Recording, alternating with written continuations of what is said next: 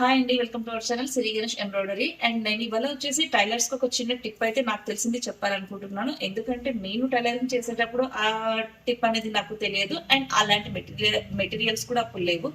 So ఇప్పుడు నేను ఏదైతే తెలుసుకున్నానో అది మీకు అందరికీ చెప్పాలనుకుంటున్నా. ఎవరికైనా తెలియకపోతే యూజ్ చేసుకొని, తెలిసిన వాళ్ళు ఉంటే ఆల్రెడీ యూజ్ చేసుకోండి, నో ప్రాబ్లం.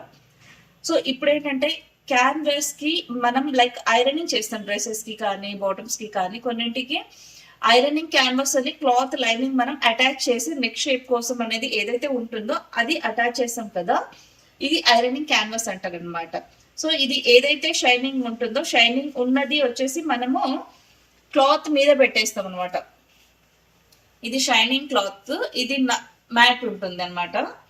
సో ఈ షైనింగ్ ఉన్న దగ్గర మనము క్లాత్ ఇలా పెట్టేసి ఇది ఇలా బోర్లో వేసేసి క్లాత్ అనేది ఐరన్ తిప్పుతాం అనమాట బాగా. ఇది దీనికి స్టిక్ అవుతుంది అనేసి.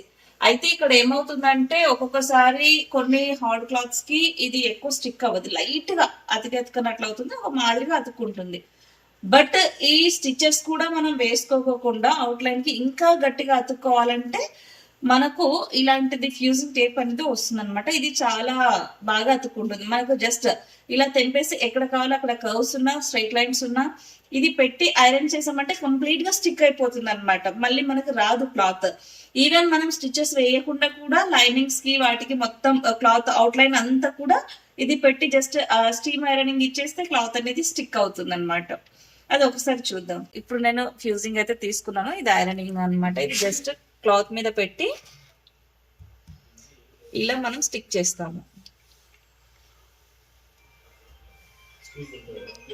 స్టీమ్ ఐరన్ అనేది ఎంత వాడితే అంత నీట్ గా ఫినిషింగ్ అనేది ఉంటుంది. చాలా మంది టైలర్స్ కొందరు లైక్ ఇళ్లలో కుట్టే వాళ్ళు వాడరు నార్మల్ గా స్టిచ్చింగ్ చేసేవాళ్ళు. బట్ ఇలా స్టీమ్ ఐరనింగ్ చేస్తే మాత్రం ఫినిషింగ్ చాలా నీట్ గా ఉంటుంది. సో ప్రొఫెషన్స్ ఎవరైనా కానీ, మాస్టర్స్ అయినా, బోటిక్ వాళ్ళైనా, లైక్ ఫ్యాషన్ డిజైనర్ అయినా, ఐరన్ లేని ఏ పార్ట్ యూస్ చేయరు.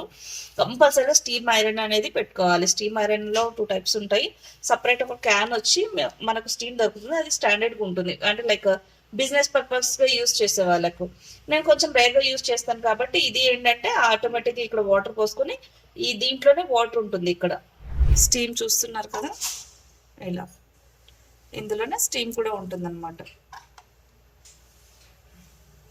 సో నేను ఇంతసేపు అయితే చేశాను కదా, ఇది కొంచెం స్టీమ్ ఐరన్ పవర్ కన్నా ఇది కొంచెం అయితే తక్కువ ఉంటుంది. కొంచెం హీట్ అయితే బాగానే ఉంటుంది. ఇది ఏంటంటే మనకు స్టీమ్ బాటిల్ పెట్టే అవసరం లేదు. అండ్ ఇలా వదిలేస్తే ఆటోమేటిక్గా మనకు అప్ అయిపోతుంది. మళ్ళీ ఇలా పట్టుకుంటే ఆటోమేటిక్గా డౌన్ అవుతుంది అనమాట. ఇది ఆటోమేటిక్ ఐరన్ ది స్టీమ్ది.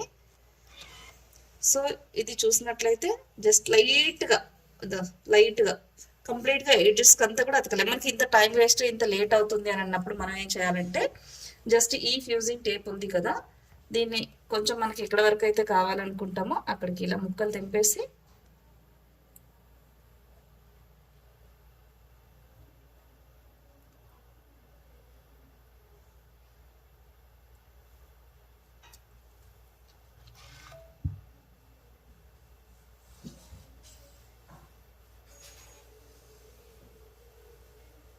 మరీ దాన్ని ఒకవేళ మనం మిస్టేక్ గా అతికిచ్చినా కూడా మళ్ళీ స్టీమ్ లైక్ ఐరనింగ్ తిక్కి ఇలా లాగితే విడిపోతుంది అనమాట. ఒకవేళ మనం ఏదైనా బై మిస్టేక్ రాంగ్ అతికిచ్చాము అని అనుకున్నా కూడా మనకు తీసుకోవడం ఈజీగానే ఉంటుంది.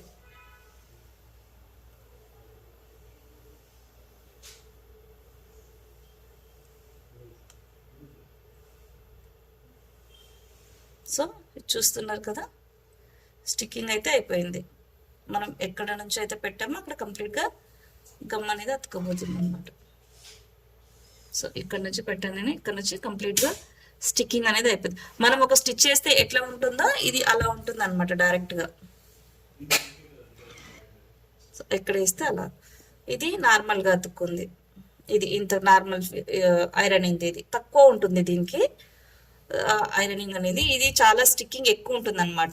మనం ఒకవేళ ఇట్లా అటాచ్ చేస్తాం కదా క్లాత్ లైనింగ్, అలా అటాచ్ చేయకుండా కూడా జస్ట్ ఇది పెట్టేసి 2 క్లాత్లు ఈక్వల్ గాని ఐరన్ తిక్కేసినా కూడా స్టిచ్ వేయకుండా కూడా మనకు లైనింగ్ అండ్ మెయిన్ ఫ్యాబ్రిక్ 2 కూడా మనము స్టిక్కింగ్ చేసుకోవచ్చు. సో చూసారు కదండి, ఈ చిన్న టిప్ మీకు నచ్చినట్లయితే లైక్ చేయండి. అండ్ మీరు కూడా ఇంకా ఇలాంటి టెక్నిక్స్ ఏదైనా యూజ్ చేస్తుంటే కామెంట్ లో చెప్పండి. చాలా మందికి యూజ్ అవుతుంది, ఎందుకంటే తెలియకుండా చాలా మంది కొంచెం చిన్న చిన్న ఇబ్బందులు పడుతుంటారు కదా. మనకు తెలిసిన నాలెడ్జ్ ని నలుగురికి షేర్ చేస్తే యూజ్ అవుతుంది కదా. సో థ్యాంక్ యూ అండి. నేను మీ మహాలక్ష్మి.